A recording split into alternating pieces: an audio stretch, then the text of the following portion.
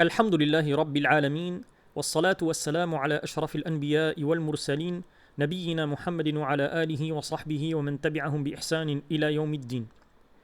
قال المصنف رحمه الله تعالى الإمام علي النوري الصفاقسي: وسننه ثمان: غسل اليدين إلى الكوعين قبل إدخالهما في ماء الوضوء، والمضمضة والاستنشاق والاستنثار، ومسح الأذنين، وتجديد الماء لمسحهما، والمسحة الثانية في الرأس، وترتيب فرائضه. Donc ici, l'imam Ali al-Nouri al-Safaqusi rahimahullah ta'ala, après avoir exposé les obligations des ablutions, il poursuit en mentionnant leurs sunan. Et il précise que wa sunanuhu thaman, les sunan des ablutions sont au nombre de 8. Et la sunna ici, c'est ce que le prophète sallallahu alayhi wa sallam a accompli, a observé de manière constante et a été manifesté publiquement, tout en n'ayant aucune preuve que cet acte ait un caractère obligatoire. Et c'est ce qui revient dans le Maraqi lorsqu'il dit wa sunnatun ma Ahmad qad wadaba alayhi wa dhuhuru fihi wajaba. La sunna est ce que le prophète sallallahu alayhi wa sallam a accompli avec assiduité et qu'il a manifesté publiquement.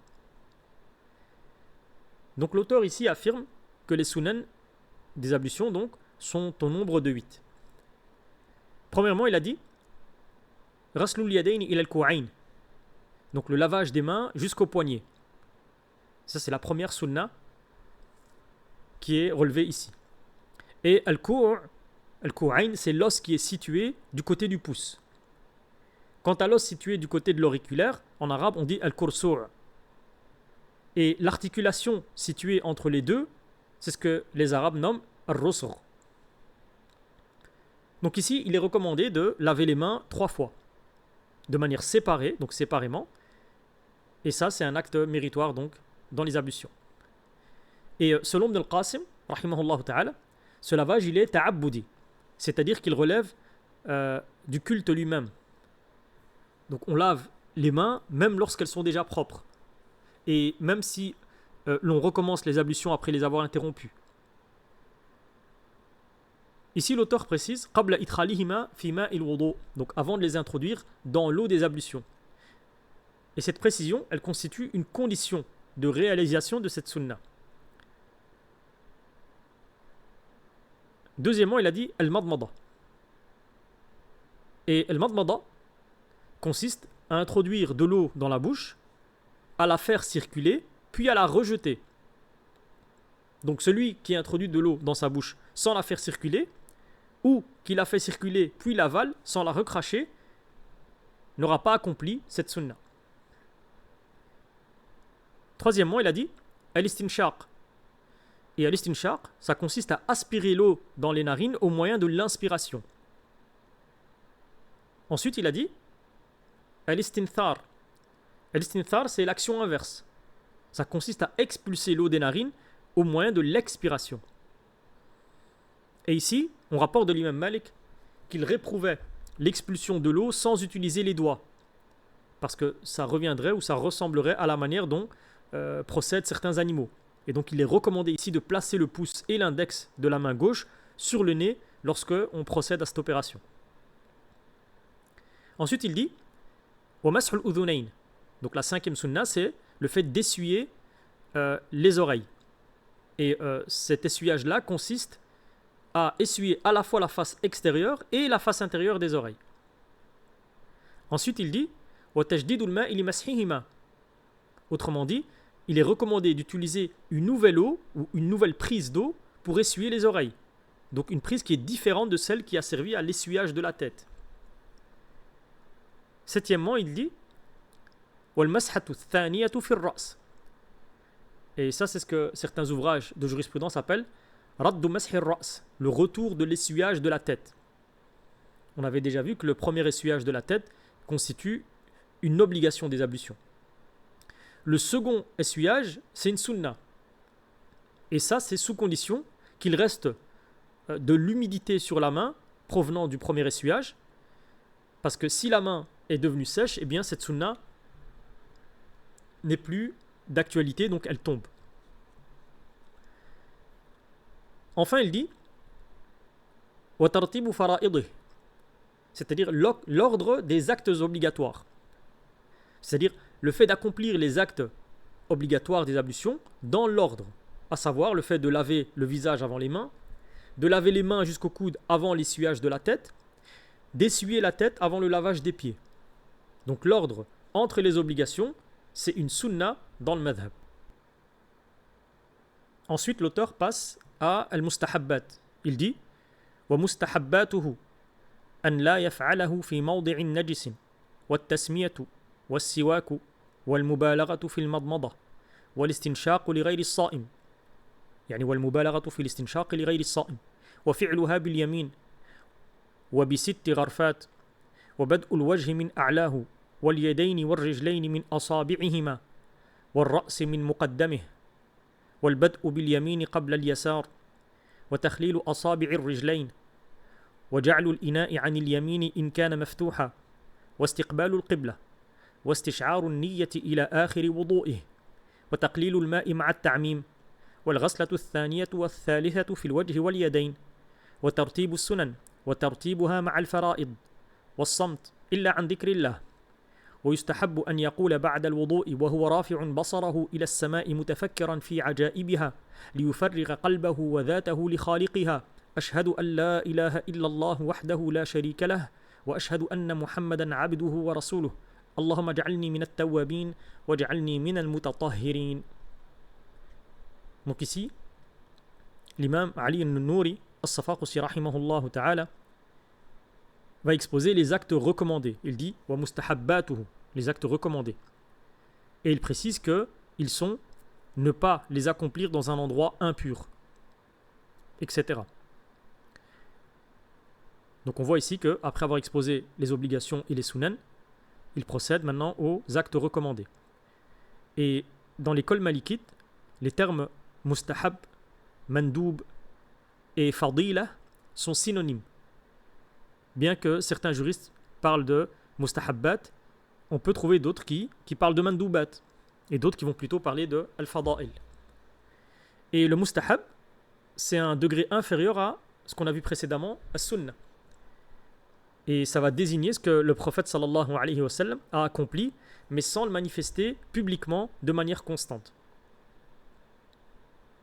L'auteur dit Allah yaf'alahu fi mawdi'in najisin. Donc le premier acte recommandé ici consiste à ne pas accomplir ses ablutions dans un endroit souillé par une impureté. Et les juristes ont mentionné plusieurs sagesses à cette recommandation. Le fait d'éviter que le corps ou les vêtements ne soient souillés eux-mêmes, le fait de prévenir les pensées obsessionnelles, et le fait également d'honorer les invocations, l'adhkar, prononcées avant et après les ablutions. Ensuite, l'auteur dit Wat tasmiyatu. Donc, ça, c'est ce qu'on appelle la basmala. Donc, c'est recommandé de prononcer la basmala en disant Bismillah. Et les juristes, de manière générale, ils divergent sur les limites de cette formule. Est-ce qu'on dit Bismillah ou est-ce qu'on dit Bismillahir Rahmanir Rahim? Et certains évoquent que dans les situations où la basmala est prescrite, on prononce intégralement cette formule, c'est-à-dire on dit Bismillahir Rahmanir Rahim, à l'exception de 4 cas: avant de manger, avant de boire, lors de l'égorgement rituel, dhaka, et aussi avant d'entrer aux toilettes. Et ça on retrouve dans le vers Basmil wa kammil ma'a ghayriha ula qutin wa dhakatun wa dukhulika al-khala. Ensuite l'auteur cite was-siwak. Le siwak, il est recommandé d'utiliser le siwak au moment du rinçage de la bouche ou avant de commencer les ablutions. Donc on utilise soit avec un bâtonnet ou tout objet similaire. Et à défaut, on peut se nettoyer les dents ou faire usage du siwak ici à l'aide du doigt ou à l'aide des doigts. Donc les juristes ont également mentionné plusieurs règles de bienséance liées au siwak. Par exemple, le fait de ne pas l'utiliser ou de ne pas en faire usage alors qu'on est debout. Ou encore le fait de ne pas le faire en direction de la qibla. Ou le plus connu, le fait de ne pas l'utiliser dans la mosquée.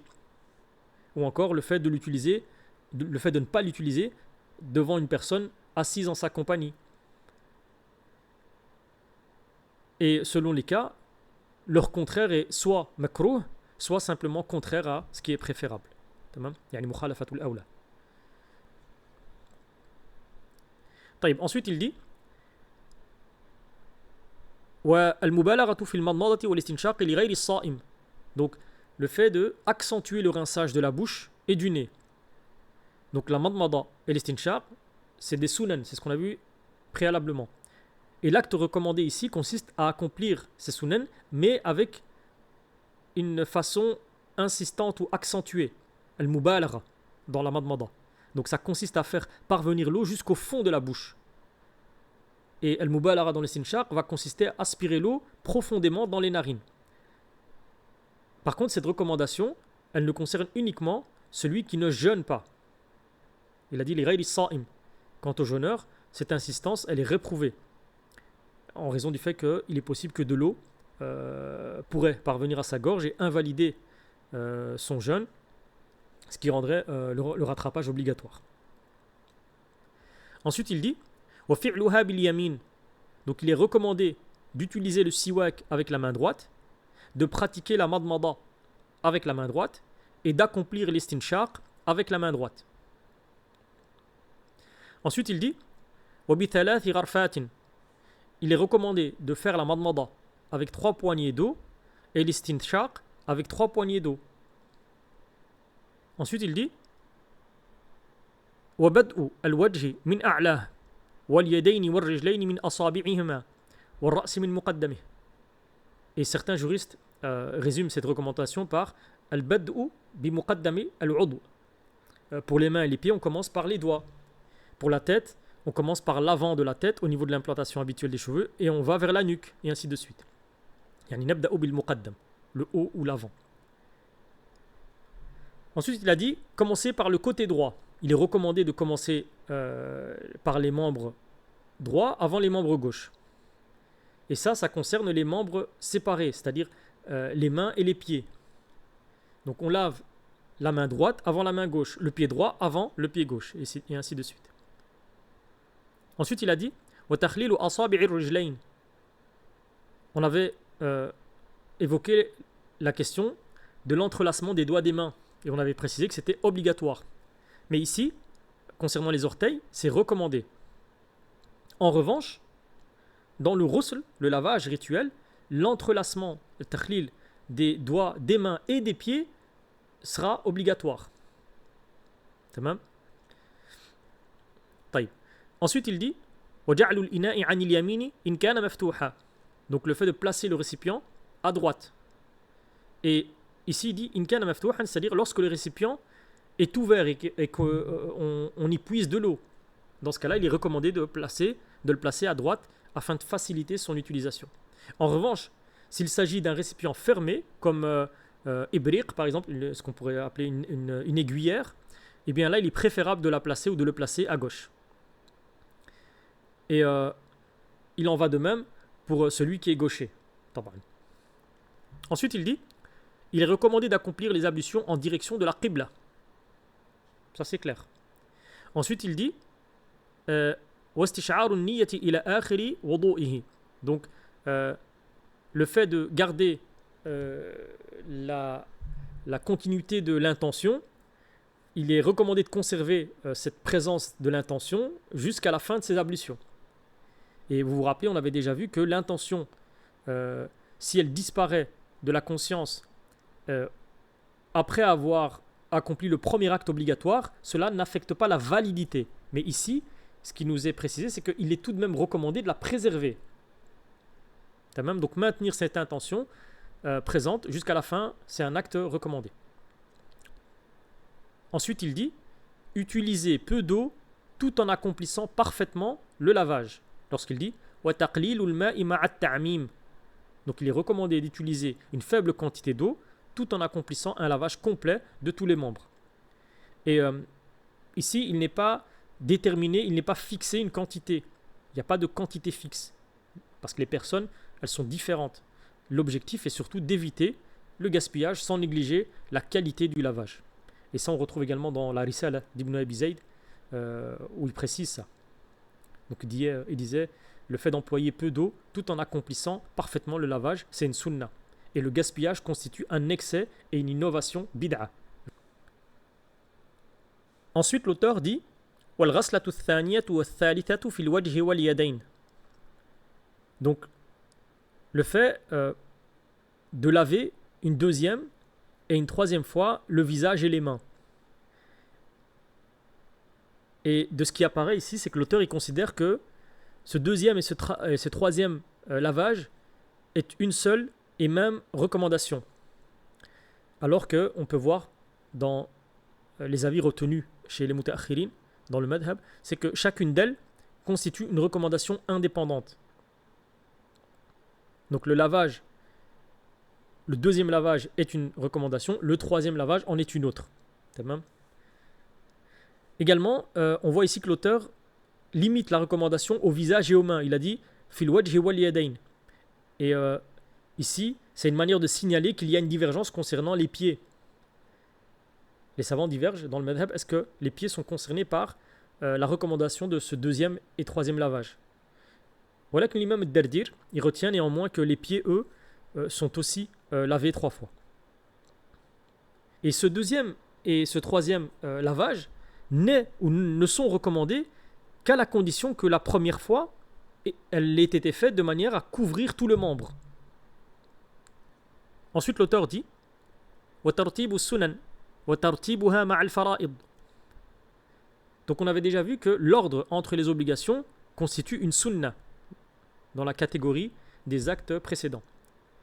Quant à l'ordre entre les sunan elles-mêmes, ainsi que l'ordre par rapport aux obligations, ça relève des actes recommandés, des mustahabbat.